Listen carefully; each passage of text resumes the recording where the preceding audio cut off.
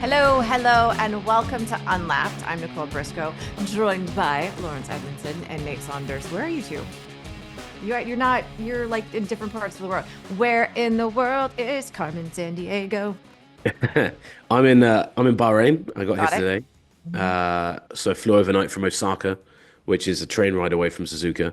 And actually, it's a good question because I wasn't sure what time Lawrence got back to the UK from England. So this is going to be news to me as well, this bit. Yeah, I'm very happy to be back in the United Kingdom after 4 weeks on the road doing Australia, China, and Japan. It was a lot of fun, but it's nice to kind of get back home every now and again.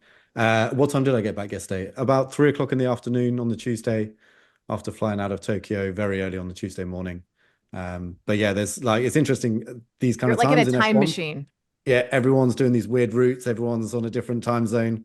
If I fall asleep midway through the episode, you know why. Okay. All right. Remember, if you're watching on YouTube, like this video, subscribe, leave a comment, and don't forget to subscribe to the new ESPN F1 YouTube channel. That is where you're going to find content from Formula One all season long.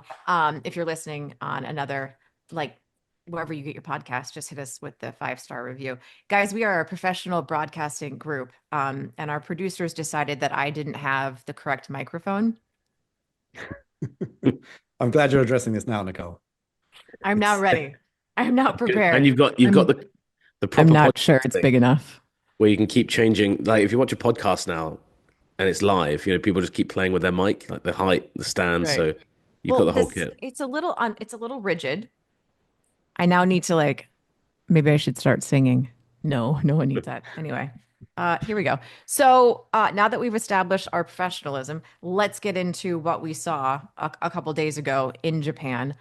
I mean, I was watching it at like 2 o'clock in the morning, so I was a little tired, but I'm not going to say that the quality of the race made me feel any more lively. This very much felt like a weekend where the race itself didn't matter. The only thing that mattered, Nate, was what happened in qualifying. Yeah, 100%. And that seems to be a theme of the year, especially from China and then Japan. And I'm kind of, in a weird way, I'm kind of glad that we got the qualifying spectacle that we did get because obviously the race wasn't great and we were still able to write about what an amazing job Max was able to do, which kind of predicated on that amazing qualifying lap. But yeah, it seems to be a growing theme of the season. And Fred Vasseur said after the race that this could be a qualifying championship this year. Obviously, the field is kind of bunched up so close together now that the gaps between the teams are tiny, compared to how they used to be in previous years. And just given the fact that at the end of the regulation cycle, these cars are, they've been worked on for years and years and years. I think we've hit this almost perfect storm. We've been at a few circuits where there hasn't been great overtaking. I think this weekend in Bahrain should be a lot different. It's a circuit with much better DRS, for example. But yeah, there's been two races back to back, which if you just took those two in isolation, it would look like F1's in a real kind of world of trouble. I don't think it is, but I think it is going to be extreme at some places we get to It, this season. it does feel a little weird saying like complaining about overtakes, but like when you because I mean, here's the thing, Lawrence, like you look at the results and we've had three different races and we've also had three different winners. Like it feels weird to be complaining about the excitement of the races when the results have been different and the championship is tight. But like you sort of hit it on the head, Nate. Like this is the fact that like what these regulations came out several years ago, and Lawrence have just had time to like perfect these cars, and they're going to close the gap. Like overtaking is not going to be as easy 3 years, 4 years later.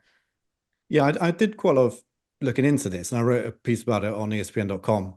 And the biggest figure, I think, which kind of is quite stark, is that last year there were 48 overtakes at the Japanese Grand Prix, which was actually relatively high. I think it was the third most of the year. And then this year there were 15 overtakes. And so clearly that's a huge drop. And it is in part down to this dirty air issue, cars that the closer they get to the ceiling of what's possible within a regulation set, the more sensitive they are to anything that's disrupting the clear airflow over them because they've been designed to the nth degree to make the most of what you can do under these regulations with aerodynamic surfaces. But there was another factor which applied to Japan and also happened to apply to China, which worked against overtaking, and that was that both circuits were resurfaced. I mean, Yeah.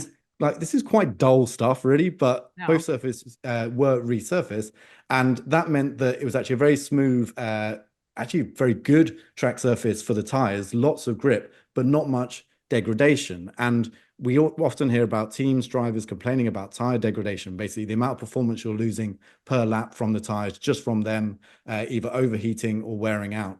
And so there was so little of that in Japan, yet still so much grip. The drivers could push and push and push and push, and there'd be no negative result. And the problem with a track like Suzuka, as brilliant as it is, and we talked about how wonderful it was in last week's podcast, because it's so narrow and fast, you need about 0.7 to 0.8 seconds pace advantage over the car in front to make an overtake. Some teams actually estimate even higher, over a second performance advantage. And if you're not having the tires degrade, if you're not having the tires go through different states of performance, it's almost impossible to get that kind of difference between one car and the next. Certainly if they qualified within a few hundredths of a second of each other, which is often the case down the field. So all of that combined in both China and Japan to give two quite dull races. It's not to say that F1 doesn't have an overtaking problem. It's not to say that it isn't progressively getting worse, but there were other factors, and the track surface was one of them. I think in Bahrain, we'll see something quite different. Old track surface, one of the roughest track surface, lots of tyre degradation. Drivers have to look after their rear tyres, plus two really, really good overtaking opportunities. So I'm optimistic it's not it's not going to be an awful season. It's not just going to be down to qualifying, but there were reasons why the last two races have been a bit dull. Obviously, Formula One is still a sport that's like growing almost like exponentially week in and week out. And if you look at the first three races, yes, there have been the three different winners, but like the on track stuff hasn't exactly been yay exciting. Is that something that we have to like explain to people? Like, hey, give it a minute. Like, it's not always going to be this way. There are other tracks out there that are like just excitement is just more part of it. Or is this just like, this is racing, like, let it be? I think you've got to let it be. I think there'll be a lot of fans that have come in through Drive to Survive, and obviously that's kind of predicated on the drama being pretty high. I think as well last year there was a few pretty dull races, and then suddenly out of nowhere we'd have a couple back to back where they were just full of drama, really unpredictable. So and Formula's always been like that. So it's been and just look at Australia a few races ago. I mean that was a really thrilling race, genuinely quite amazing with the kind of the drama and the chaos of it. So no, I don't think so, and I think it's part of the fun of it. For every Suzuka 2025 you get, you're going to get a Silverstone 2024 or something like that. I also The other think thing, like it's a problem more with us than it is like with them because we live in this world where like we want things now. We Yeah. want all the excitement now. We want it in like small digestible bites. We all sort of have like, ADHD or something. And it's like, what have you done for me lately? And like if something gets boring for a half a second, like we don't know how to like fix our minds to just like take it all in and appreciate like the what we're watching. So I think part of it is our problem like us as in humans and not necessarily the sports problem. and I think the other thing to mention is that F1 can be boring in a number of ways, but there's two clear ways. One is when there's not much overtaking, which is what we had in Japan. But also the other example is when a team is winning by miles, like, just dominating everything. And the fact that Max Verstappen was able to win that race is a great thing for the championship. It gives that little bit of hope that actually maybe Red Bull, well, in Max's hands at least, can produce a car that is capable of challenging the McLarens. And when we were coming out of China, we were worried that that might be the issue. So to go back to that comparison with last year, well, there were 48 overtakes last year compared to 15, but Max Verstappen won by, I think, 12 seconds from teammate Sergio Perez and over 20 seconds from Carlos Sainz, who was third. So the fact, that there were more overtakes last year, well, I think most people came out of Japan last year saying that was a boring race as well. We're in for a terribly boring season because Red Bull are miles ahead. And then look what happened. So I think the great thing about Formula One is that it does have the potential to surprise you again and again and again.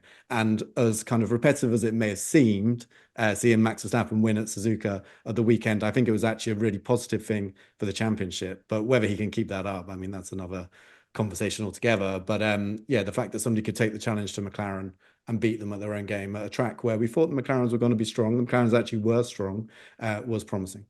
Okay. What is the one thing I guess we learned from Suzuka? What's like the big takeaway? Because our producers want us to be like, oh my God, F1 has an excitement problem. Oh my God, there's an overtake problem. And they're dramatic. And maybe we're not as dramatic. So what did we take away from Suzuka? I don't know if it's a new takeaway or not, but Max just being as good as Max is something we learn time and time again. But then again, I don't feel we learned that in Suzuka. I feel like we just had it kind of underlined again, just how good he is. Um, I don't know. I think the biggest thing I learned really is that McLaren still don't seem to have their head around the best way to deal with Piastri and Norris. I don't know if that's just me, but No. it seems like that's something where they're 3 races in now. What we had the team orders, the mini team orders thing in Australia. Then we had maybe they didn't make. To be honest, I don't think Piastri could have got Max, but obviously, you don't know that unless you release the guy and let him have a go at least.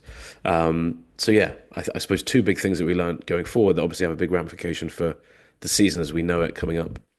Yeah, it was a very defensive strategy overall from McLaren because really, I think, with the benefit of hindsight, which they don't have when they're making these calls on the pit wall, but with the benefit of hindsight, Norris should have pitted the lap that Piastri did because then he would have had the undercut on Max. I think Red Bull were waiting, waiting, waiting. When they saw Piastri go, they had to go and they went the lap later and then Norris went that lap as well. But had they pitted Norris earlier, then he was roughly in that range, 1.5 seconds.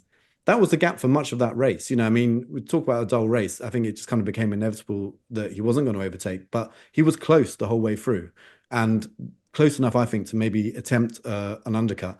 But it seemed McLaren just were worried about Piastri losing positions to cars behind. George Russell pitted the lap before Piastri, and that's what made McLaren pit Piastri. So they were just worried about losing the second, third uh, more than they were interested in going for the win.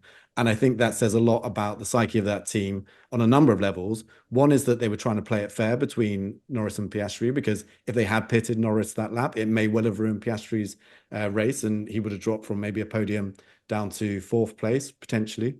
And then, yeah, the other thing is that I think they still have an eye on the constructors' title because a second and a third place is a lot of points banked. And if you can guarantee that, if you've got the car there, then that's good. And also, I think they have the confidence that go into future races, they're going to have the advantage again. So even though Max is just a point off Norris, I think there's a kind of quiet confidence in there that actually, as the season progresses, as long as people don't start to lose their mind, Piastri and Norris don't start to kind of fight each other too much internally, then they do have the pace to win this championship. So yeah, I think there's a lot to take from those McLaren decisions because they were very defensive and they weren't really about going out and winning that race at all costs, which is the kind of thing that Red Bull usually do, for example.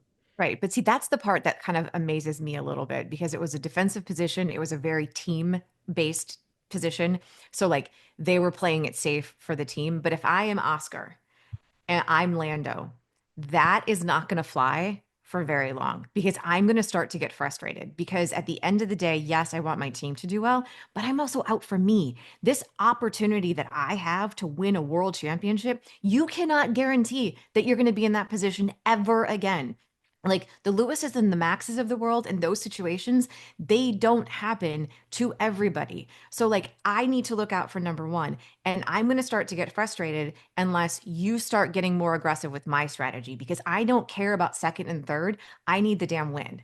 And at some But point, and it's not going to take long, but at some point, that is going to rear its ugly head. And McLaren really needs to get their handle on it because it's going to get ugly in a hurry. yeah, and those guys will be looking at Max as well and the performances Max is able to Mhm. drag out of that Red Bull and be worried about it because if Red Bull do turn this into a drivable car, over the next few races, all of a sudden that could unlock a lot more performance and Max is much more regularly up the front challenge than them. And yeah, like you say, Norris will be looking at it saying, well, he's only 1 point behind at the moment and he's had a tough car to drive. You know, why aren't we making decisions that make sure I challenge for victory? Meanwhile, Oscar, of course, will be looking at it and saying, Max is ahead of me in the championship already. Like, this is not a good situation for his championship. So that's going to be a really interesting one. Because meanwhile, Red Bull, I mean, we can say what we like about the second driver situation. The one thing they have going for them is that they can put absolutely everything behind Max.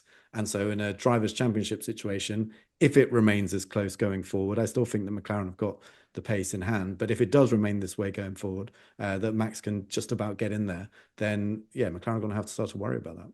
I think, Just on yeah. that point quickly though, I think Lawrence is completely right, but I do think that part of the defensive mindset in Japan is because McLaren do think they can see the course out with these two guys. No point having a team order early, complicating that whole thing. Yeah, Oscar, you can go past Lando, but you have to give him the position back if you don't get past Max, etc., etc. Lots of room for interpretation, misinterpretation, and I think that race three when you've got the car they have. And I think Andrea Stella, he was at the Ferrari team. He knows all about what team orders can do when they're implemented maybe incorrectly or poorly, or just handled badly, the impact they can have on either driver. So I think that with McLaren, I think we can give them the benefit of the doubt. I think that, while it did look like they should have done that in hindsight, I can see why they were like, look, at this stage, given the fact that, I don't know if we're going to gain first position, it could get sloppy at the end. I can see why they handled it in that way. I don't, maybe it wasn't the right thing to do in the moment, but I think that that's the mindset they've got at the moment. It's, we're walking on eggshells here. And to your point, Nicole, I think both those guys are very highly attuned to everything that happened last year. We had papaya rules and all of that stuff. So I think there is a bit of a tightrope that McLaren are having to walk just to make sure they're not doing, getting themselves into a Monza situation I also think early in the season when they don't need to. I also think they really do need to keep an eye on Max. Like I've said it a million times, Max can drive a shoebox, and that maybe is what he has. But if like Laz said, if they turn this into a drivable situation, I think like you had the first two races of the season and McLaren sort of made it look easy, like they had a clear advantage. And you know what? Maybe they had the speed in Suzuka as well, but their strategy was off. But what we've learned is that Max is not going to go quietly into the night. Max is not going to relinquish a fifth straight championship without really fighting. And he's going to be able to put down those special laps because he is that generational talent. So I feel like this is a warning for McLaren that Max isn't going to go away. And you're going to have to really fight because, like, Max can still win. Max can win in an arguably crap car. There was a great meme going around of obviously he compared Lando's car to a lawnmower going over the side, but the people had to start with people turned Lando's car in, him driving a lawnmower, but they had Max on the inside driving like a big tractor, saying he's still quicker in the tractor than Mhm. than Lando in the lawnmower. So yeah, I agree. I think that, and the great thing now I think that Max has is that because he had last season, because he has had performances like last Sunday, we know now that the man versus machine argument that used to get thrown at Lewis and Seb and Michael, I think it's harder to throw it at Max because we've seen tangible proof of just how good he is, whatever the conditions, whatever the car. Um, and yeah, McLaren would be stupid not to appreciate that, and they do. I think they called him a warrior, didn't they, at the weekend? They said that's the way we treat him. If he's in a race, we treat him as somebody who can win it.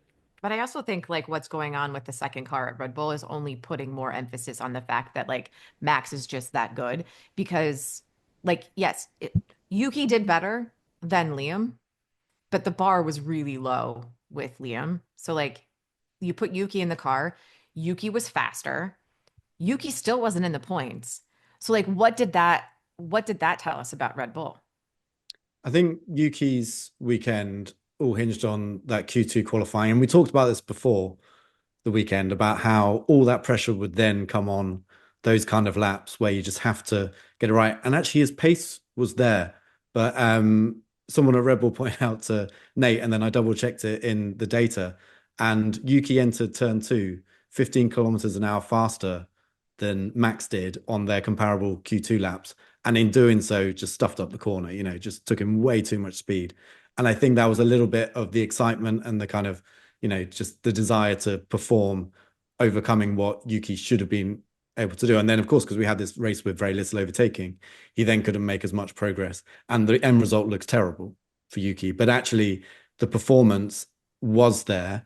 The confidence in the car is probably not as high as he would like it, but considering where that car is, it's actually pretty good and much higher than Liam. So I think Yuki in Bahrain, especially, race coming up, that's a track that he's always gone quite well at. I think that will be a much fairer test of him. But it's also perhaps one of the reasons that Red Bull weren't quite sure about him because, when the pressure's on, you've got to perform. And in that instant, he got it wrong. But I guess we have to give him a bit of slack, given that he had 3 practice sessions in Q1 to get used to the car and then made a mistake in Q2. These things do happen as well.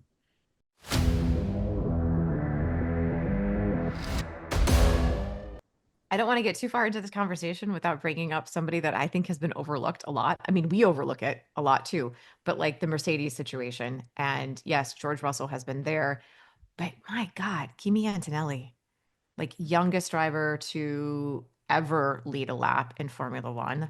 Um, were they as good as the other two? No, they weren't. But like, he's the real deal.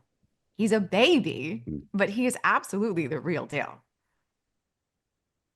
Yeah, he is. And just in the middle of sorting out what is hopefully an interview with him and Oliver Behrman tomorrow on media day, and it is remarkable when you see those, especially those two. They're just they're so young. I mean, I think Behrman was the first driver to debut in F1 after Schumacher had won all of his championships. Antonelli was born midway through 2006. So sorry that. Sorry, they were both two of the first guys. I think I've messed that stat up. But basically, when they were born, Michael Schumacher had won all of his championships, which to me is a mind-blowing thing because that still feels quite recent in my life, which Yes. ages all of us in this conversation. But yeah, I've been really impressed with Antonelli, and I think that the thing we heard all year, all off season at least, was Mercedes saying, "Look, there's going to be highs and there's going to be some really big lows with him. It's going to be a roller coaster. There's going to be some crashes.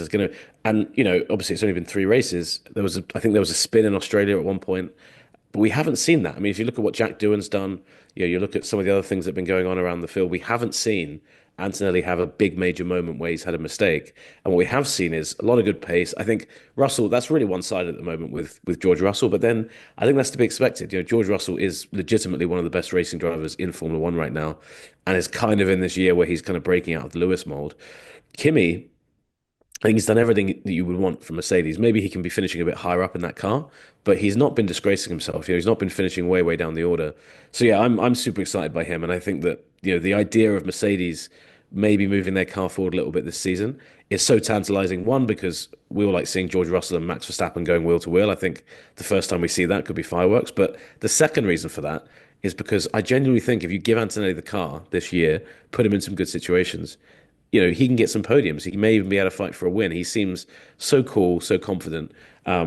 And yeah, his radio messages are hilarious as well, because if you listen to Peter Bonington and him, at one point Peter Bonington last week called him Lewis. Yes. When they told him about driver of the day in China, he was like, "Really? That's weird."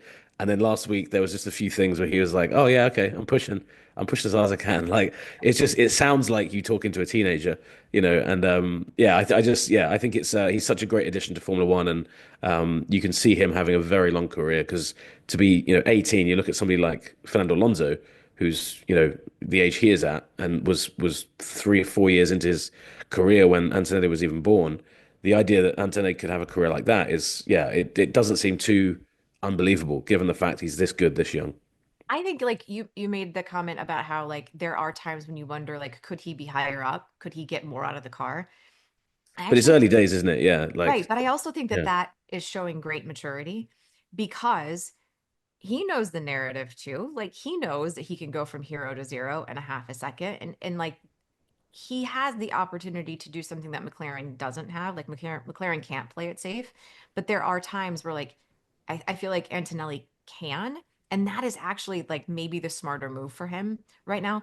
Play it safe and like be there, and then as you get more comfortable, then you can start taking risks. But like why take too many risks now when you're at these like very early stages? I don't know. I think it just sets up like a very interesting situation where like George Russell has been promoted, if you will, into like that leadership role within the team. Like he is, without saying that they have a one and a two, he's at least like the veteran driver, right? Antonelli is very quickly proving himself to be the future of the team. They're going to Well, and get more there's years out of him. yeah, What if Max is available next year? yeah. Well, this is the thing, isn't it? Is that the fact that's even open to discussion, I think, is because of how good Antonelli. Oh, it's obviously because of how good Max is, but I think Toto Wolff knows he's got in Antonelli a guy that could foreseeably could be there for a decade. I think he maybe has that in George, but if you're looking which one to get rid of, you don't get rid of the 18-year-old hotshot who's kind of redefining what you expect of a young driver. But yeah, I think that's where the fascinating thing is because and Laurence knows the Mercedes situation better than me, but the Russell contract still there's been no talk about it, has there, Laurence? From what I can tell, Toto Wolff has complimented him and he's mentioned that like when we which Toto Wolff's always done, right? He's always said, look, when I talk to my drivers, it's very quick, very kind of frank discussion, but we haven't heard them kind of start that process yet, and which is interesting. I think he's waiting until the summer break, which is when we think that maybe Max has some performance clauses that he might be able to exercise. I think he's got to be lower in the championship than third, maybe fourth. But very interesting one to monitor at least, and definitely Mercedes is doing that by the sounds of it. Yeah, they made some very positive noises because George was asked about this in Australia with Toto sat next to him at a preseason event. And they both made some very positive noises about moving forward together and the team being based around George and how comfortable both are with the situation. But you're right, it was summer when they said they're going to start talking about it. And of course, if they really, really were 100% certain on it from both sides, they'd probably do what McLaren have done with Norris and Piastri and sign a contract a year in advance of it running out and just make sure absolutely no one else can come sniffing around the driver and likewise the driver, no one else can come sniffing around their seat. So clearly, yeah, there is some openness there. Toto again has said that he's not one to go and flirt with other drivers when he has drivers in that seat. But we know that he did go and talk to Max Verstappen last year. Of course, perhaps then they would have just delayed Antonelli's introduction to F1.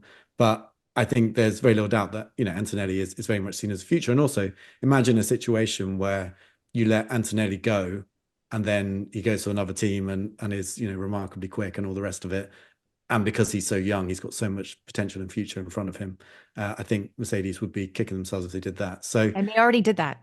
They had the Max situation. Like they Yeah, don't that's right. want that to happen again. Like yeah, it's like a lesson learned situation.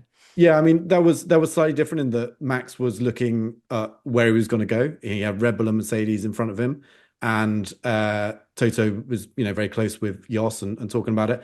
But what Mercedes couldn't offer back then was a seat in Formula One because they only had two available and they were taken by Nico Rosberg and Lewis Hamilton, whereas Red Bull have the option to get him in through Toro Rosso, which of course they did the next year, and that's why he went that way. But certainly that still bites. Toto will still bring that up if you ask the right questions about how we missed that opportunity, and I think they certainly feel a similar way about what Antonelli's ceiling is, like how good he can be, as they felt about Max back then. So yeah, I think would they push George out for Max? It's hard to believe that they wouldn't if Max became available, but Max has got to be available. And like Nate said, a lot of that seems to come down to performance clauses and how possible it is for him to work his way out of his Red Bull contract, which currently goes through to 28. I just think that And that's like a duh. Like if Max Yeah. Verstappen is available, I don't care who you are. Like you could be the last team on the grid. If Max Verstappen is available, he might not take your call, but as a So- team principal, if you're not having those conversations, what are you doing? You And the have other to thing, ask. that I think Toto Wolff's got going for him is everything else is really locked down. So George can't go kind of flirting around with other teams, which obviously is what happened with Lewis. Lewis could kind of, there was a Ferrari seat open. The Aston Martin thing maybe is where you would look if you're George and you were suddenly forced out. I mean, imagine George Russell going to Red Bull. If Max was to leave Red Bull, they're kind of completely at sea there as well. But obviously, to get that seat or to have that opportunity, Max has to kind of go the other way. So Russell in an interesting situation there too, because as much as the idea of Mercedes getting Max is pretty incredible and would be a fascinating lineup, him and Antonelli together. It would feel really harsh for Russell after all these years of waiting for Mercedes. Rugs pulled out from under his feet, just as we think that maybe they're going into 26 with what sounds like from the noises we've heard from Mercedes, at the very least, a competitive engine, which is what he's basically been begging for. He turned up in 22, like, right, this team's been winning everything for the last 5 years, 6 years, 7 years. My time. Oh wait, we've built a terrible car and we're not going to win for a few years. So like for him personally, I feel like the performances we've been seeing from George as well are a bit of a timely reminder to Toto, like, hey, if you want to get rid of me, this is what you're giving up. I mean, it's still I wouldn't hold a candle to Max if I was George, but in terms of best available drivers, he's pretty much as good as you're going to get for the foreseeable future if you're at any other team. And they just love each other so much. So like anytime you could be replaced by the person like you hate most in the world, that wouldn't do Oh, anything to a relationship. It'd be it great. would be it would be like kicking someone Oh, when they're down, wouldn't it? so bad. Replacing you with Max. I So mean, bad. like Sainz last year was really kind of philosophical about the fact that he was replaced by Lewis. He was like, "Look, I'm upset about it, but like I It's Lewis understand Hamilton. why." Yeah, I think Russell would look at it and be like, "I understand, but also, come on, that guy really like of all the Yeah. people to replace me with, did it have to be him?" So, um, yeah, I mean, a really interesting one to follow because obviously Red Bull just does seem to be kind of falling apart at the seams a little bit as well. as we, over the last year or so. So it doesn't seem as far-fetched as it did 12 months ago. It doesn't. All right, we're heading into the fourth race of the season. You're in Bahrain already, so it's the fourth race in 5 weeks, which personally, like I love. I'm sure you guys are probably tired, but I haven't had to go to all the places in the world. It is time to finally like unleash the power rankings, the top five drivers. Um, Nate, I'll let you go first since your face is on my screen. Who you got?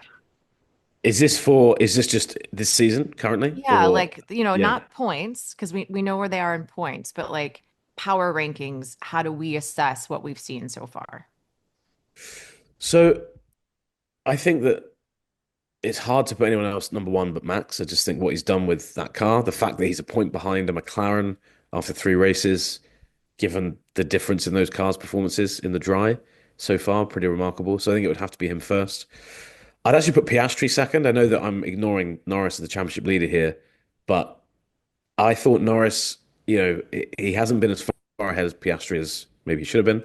Um, and now I'm just desperately trying to think of what the rest of the field has done. I've got the season standings in front of me. Power ranking is a really difficult one because you kind of strip away points, but then points are also quite important as well.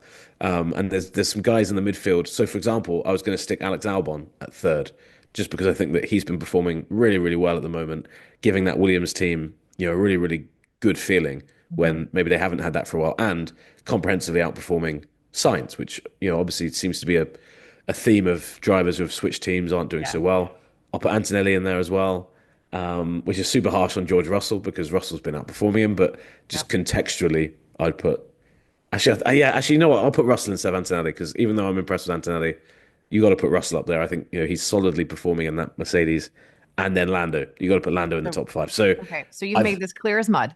You've got yeah, I've hedged my Max. bets. So I'm going to say Max number one, Piastri two, Russell three, Norris four, Albon five. Okay. Which is not the order I said them in, so I No, completely I know. understand that. I've completely messed up. I don't disagree with your Max situation. I don't know if Yeah. Laz feels the same way, but like I don't disagree with that. Like I feel like at this point for the McLarens not to be miles ahead, one of them or both of them to be miles ahead, given like what we thought they had and what we thought Red Bull didn't have. For Max to even be in the conversation, to be winning races and to be doing as well as he is, to me, it's a little bit of like, yes, he is the number one. Also, like until someone can unseat him, he's like number one. And he's still winning. I don't know. What do you have, Laz? So I'm going to go from five down to one. I'm going to say in fifth place, Alex Albon. Completely agree with Nate. I think performing well in that car. 18 points from Williams. I mean, considering where they were last year, I think he's been doing a remarkable job. And In Williams fourth have place, 19 points overall, so it's literally all but one of their points. Sorry, mate, go on. yeah, yes, Sainz just says the one. In fourth place, perhaps controversially, Oscar Piastri. I think what he did in Australia was a bit of a Mm. letdown. I know Lando nearly did the same thing, and it was just a matter of kind of probably a meter or two going further into the gravel that cost him, but it still cost him. And then I think the qualifying lap in Suzuka, he had the pace to do it. Again, there was a slight mistake, I think, in turn two. So that was a race weekend where he seemed to have the edge on Norris all weekend, yet didn't quite make it work in terms of points. So I'm putting him fourth. George Russell, I'm going to say in third, because, okay, Suzuka wasn't that good, but up to that point, he would actually be contending for the very top, I would say. He's only 4 points off Piastri, Mercedes versus McLaren. Pretty impressive in my book. Lando Norris, I'm going to put second because,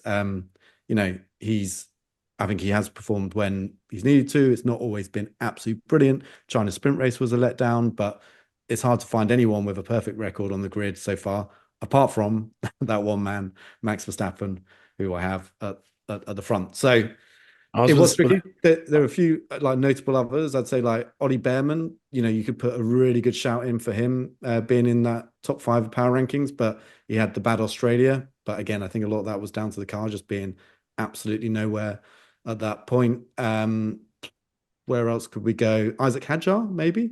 I mean, again, Yeah, Australia was awful, but I think Hadjar's a since really then, I good think the call. pace he's shown, given the potential of the car, has been very impressive. And then Antonelli is another one who would be just on the outside of my top five. but didn't quite make it in. It's sort of the same. Like, I think not that like my opinion really matters, but we're gonna go with it anyway.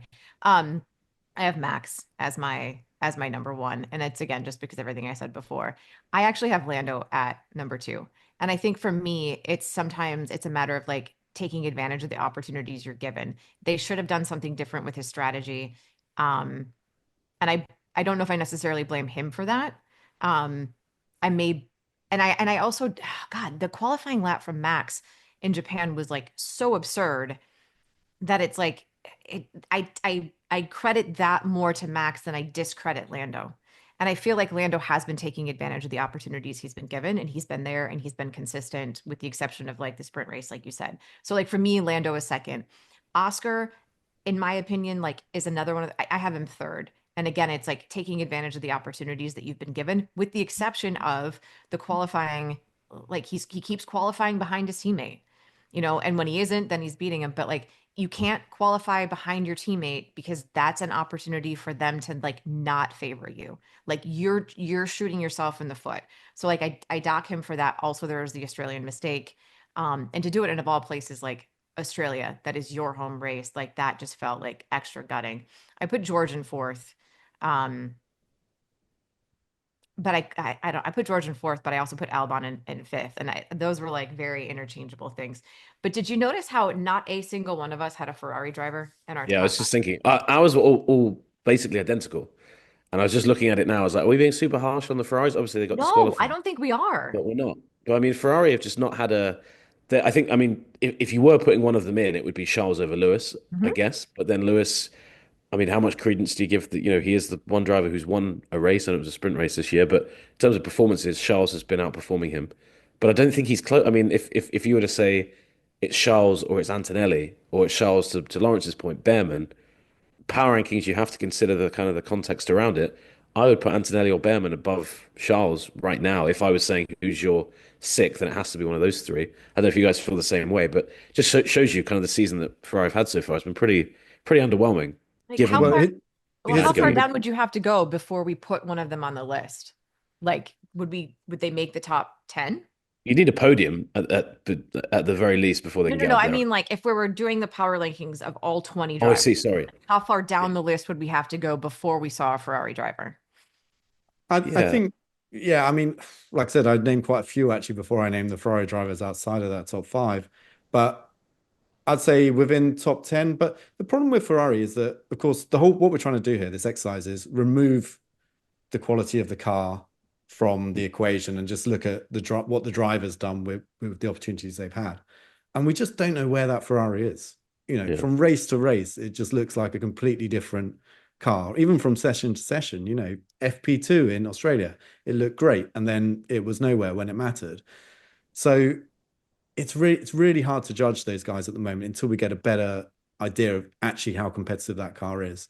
Because it may be that Leclerc has been doing a mega job, and then also that Hamilton sprint win kind of does put him a little bit in the equation. I mean, certainly for a top 10, you'd like to think, because even Leclerc, his teammate, pointed to that and said what he did in sprint qualifying in China was exceptional. It was beyond what the car was really capable of. And then obviously went and won it from the front, which once you're in the front, because of all the issues we were talking about with overtaking earlier, it's a lot easier to kind of maintain your tires and see the end. But the other interesting thing around Lewis is that after Suzuka, he did that kind of thing that Lewis often did over the last few years, where he just gave a little hint of what might be going on behind the scenes and said, oh, towards the end of this weekend, we found something that was wrong with my car and it's costed me about a tenth of a second. I'm hoping it's going to be fixed in Bahrain.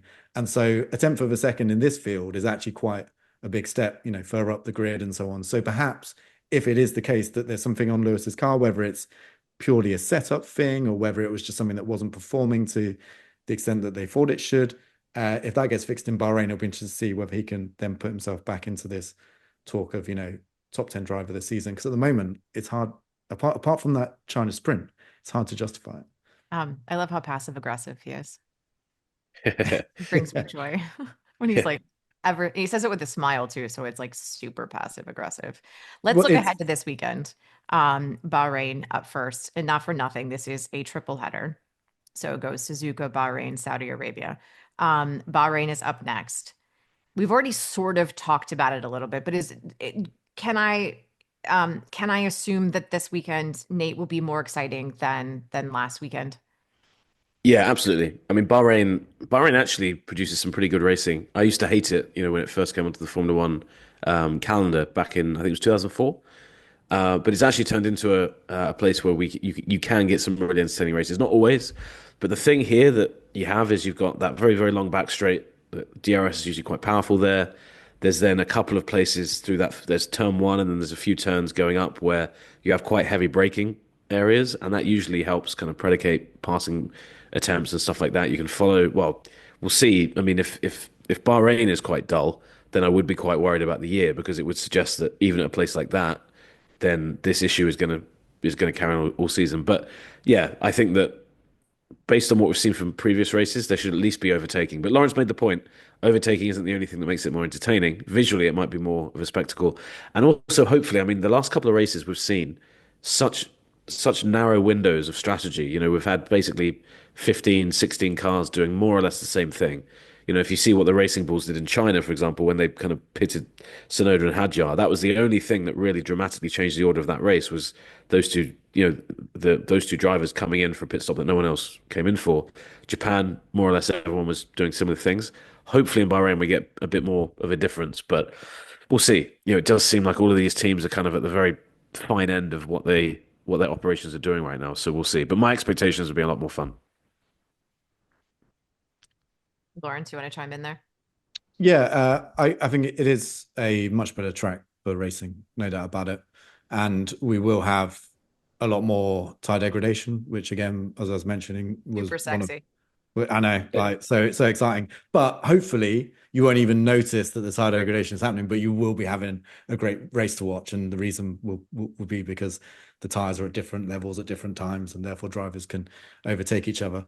What is interesting is who will it benefit? We know that the McLaren is very good on its tires. So in theory, they should go away and win this race, you think. But one interesting thing that Lando said, and it's backed up by the date, like the kind of traces and the data that we got from Suzuka, was the Red Bull was very good in slow speed corners, and there's quite a few slow speed corners at Bahrain, and not a huge amount of true high speed corners where the McLaren seems to have an advantage. And if you look at the qualifying laps, that amazing qualifying lap by Max, and it was exceptional what he did around the lap. The bit where he got the real advantage over Norris, they were kind of neck and neck the whole way around the lap. But the bit where he made the difference and carried it through to the finish line was in that final chicane, low speed chicane at Suzuka. So there's some reason to think that perhaps Red Bull over a single lap will be able to mix it with the McLarens, I hope.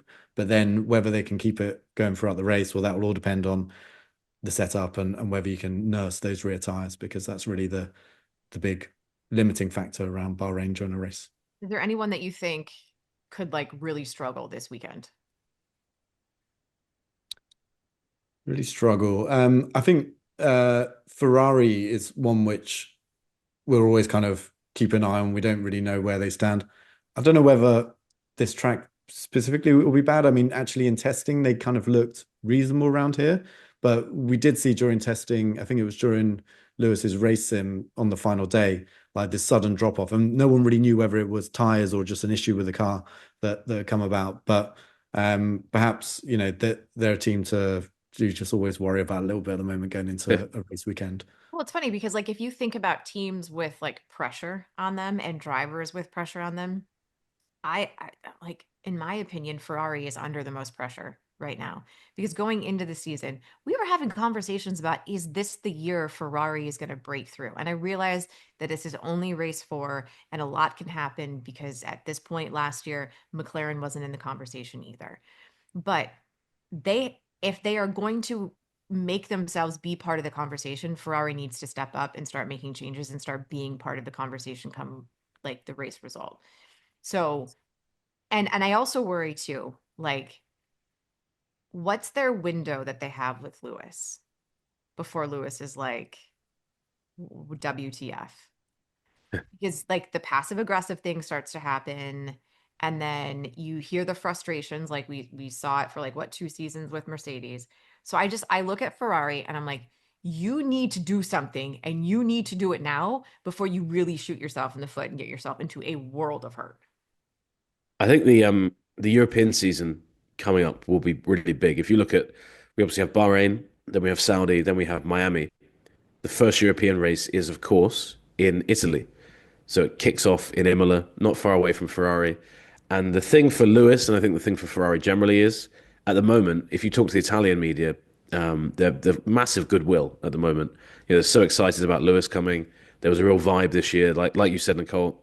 This could be the year that something special happens, and you feel like the story of Ferrari has been that when when that team suddenly loses the kind of support and the backing and the goodwill of the Italian press, that's when things start to go wrong. So we'll see if that starts to happen. I'm not saying it would happen at Imola, but it would be kind of wild if we were kind of into the European season and they still haven't got a podium at that point. That's when it starts to look like a really, really bad season.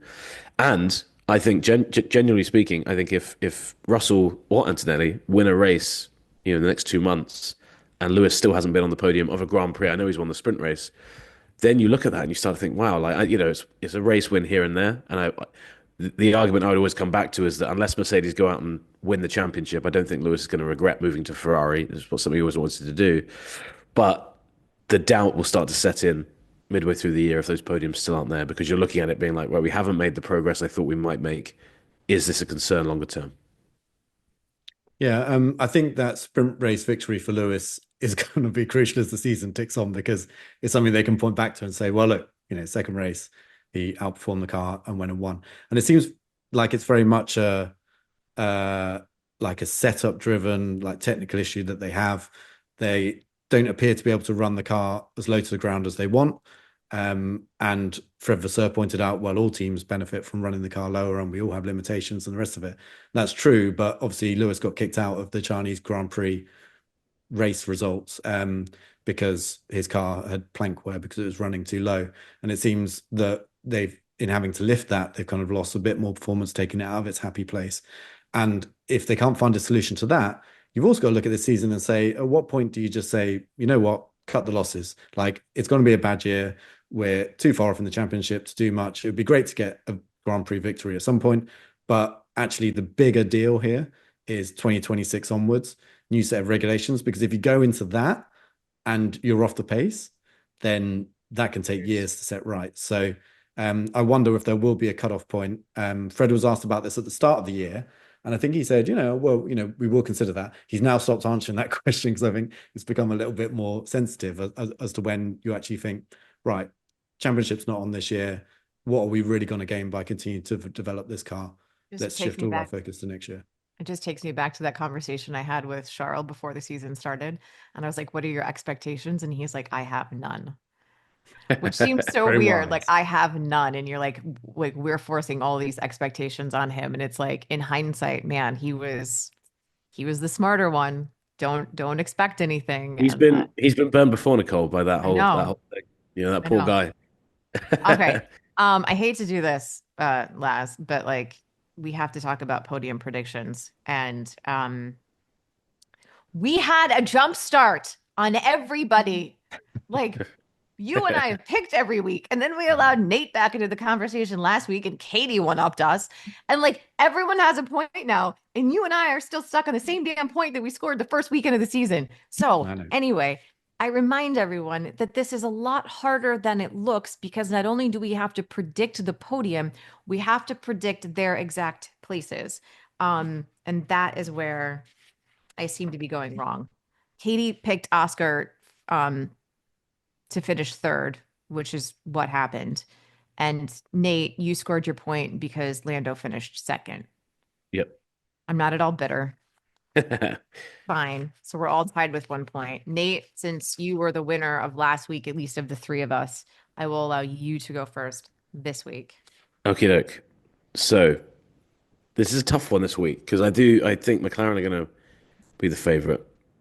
I'm actually going to keep the podium, the three people on the podium, the same from last week. I'm going to say Max in third, Norris in second, Piastri first. I felt like Shannon Sharp there, Lakers in five. That whole thing that he does. I think that the reason I'm saying Oscar is because I think he's coming into this weekend. We've seen him get closer and closer and closer to Lando. Obviously, beat him in China. I think he was kind of silently simmering away a little bit that Mhm. McLaren didn't listen to him about the team orders. Mhm. And I'm a sucker for a good narrative. I think if he wins his second race of the year before Lando wins his second race of the year, even if Lando's still in front of the championship, suddenly that whole thing at the front is just it's so difficult to call. And I think generally speaking, McLaren has two drivers who can win the championship this season, and Mhm. Piastri doing that this week would prove that. Okay. I've already written down my minds, and then I do have a pencil in my hand, but I'm not going to change it. Let's see what you got. So I was going to go for something very similar to Nate, in fact, identical to Nate, but I'm not. I'm going to slightly change. Okay. And because I know I said the Red Bull could be quick there and all the rest of it, but I was just thinking back to testing where they really looked like they were struggling at that track. So I'm going to say George Russell slips into third place, Nice. Lando Norris second, and Oscar Piastri first. And I can't look past the Piastri win here because I think certainly in slow speed corners, he's looked like the happier driver of the two. So I think in theory, the bits where you lose a lot of time in Bahrain are the slow speed corners because the car spends longer in it by the nature of it being slower. So I think Oscar will Thank you get for the explaining qualifying that. advantage and away goes and wins the race. So yeah, I mean, it's bad because we keep putting these two McLarens first and second, and obviously it didn't Um, happen last time around. I mean, I don't disagree with you in that way. I'm going to keep Lando in my podium as well. But I'm putting him in third. And then I'm saying Max second.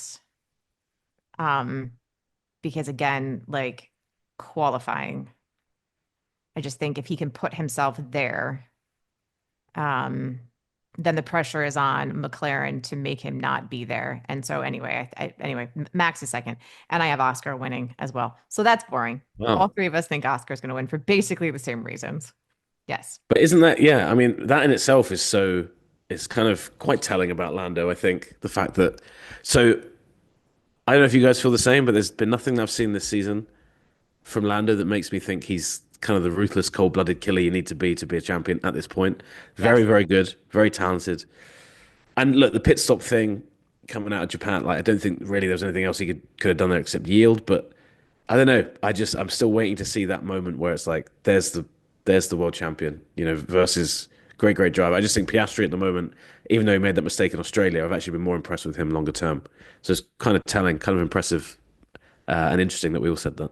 Well, Yeah. what was really interesting was he did an interview with the Guardian, Lando, before the Yes. Japanese Grand Prix, and said, "Actually, I'm trying to win this. Not with, I don't have a natural killer instinct." He was very open about it. He said, "I'm going to win it as a nice guy." And there's some things that he won't he won't change the way he goes about racing. He won't change who he is just to win a championship. Some things are more important to him. It's actually a great interview. Go and read it. I really recommend anyone go and dig it out. It was, I mean, it came out on the Saturday before Japan, but it was a real kind of insight into where his head up, which I think is interesting because he doesn't have that killer instinct that say Max has, that it seems like Oscar maybe has over him. But he's also not going to change. And I think that's better in some ways. I think in some ways it'd be Wonder worse if if it he was stays trying to that way though. manufacture a killer instinct that he doesn't have, because that can also go wrong. You start doing things that you shouldn't do. You start making decisions that you wouldn't normally make because something at the back of your mind is saying, I have to do this to prove it to everyone. So I really hope he does it for that reason, because I think it would be great for a nice guy to finish first. So it really happens. But yeah, let's wait and see. I see. I read that article too, and I was like, hmm, that feels like someone who hasn't been forced to do it yet. That feels like someone who really hasn't had their backs against a wall. And it felt it just felt like a premature thing to say about himself. And I wonder like if he gets to a point in the season where like he has the championship in his grasp. I wonder like if push comes to shove if he will actually be the nice guy. Because I also think too, you have to get to a point where you realize like you are who you are, but you can be different person. You can be different like versions of yourself. Just because you're aggressive on the track doesn't mean that you're not a nice guy. Yeah. Like, and I just, yeah, I don't know. I just thought, you haven't been pushed yet, young man. Let me just wait and see. Wait until the pressure's really on, and then we'll see if you're super nice. And to that point, Guys, Nicole, as well. Sorry, just a quick one. He knows that against Max, definitely he can't be that. So it's kind of, to me, it's quite interesting that he's kept that mindset. Like he's had enough examples. And I think Oscar last year in Monza going around the outside of him at the chicane was ruthless, was pretty cold-blooded. And it's like, maybe you need to do the same thing back to those guys, but we'll see. Again, that's why I was like, Yeah, exactly. To your point. And like, Yeah. okay, like let's see if you actually can hold true to that, or if this is something you really want, you got to go and take it. So go take it. Anyway, I would like to say let's continue this conversation, but some of us have to pack for a trip to Hawaii. That person. Oh, nice. Yes. Very nice. So I will not catch up with you next week because That sounds like a fair reason to not catch up. lounging on a beach with like a Mai Tai or some other obnoxious situation. But then we'll catch up before Miami, and then we'll get to see each other in Miami, and I can't wait for that. So that'll be good. Looking forward to it. Cool. So thank you. If you're watching on ESPN's F1 YouTube channel, remember, subscribe, like us, because that's where we are all season long, and where you can get all our F1 content, especially from those two who are traveling all around the world for me. And if you're just listening in another place, remember to like us there as well and hit us with a 5-star review. We will be back next week. Some of us won't be, but we will be back next week. Bye, guys. Bye.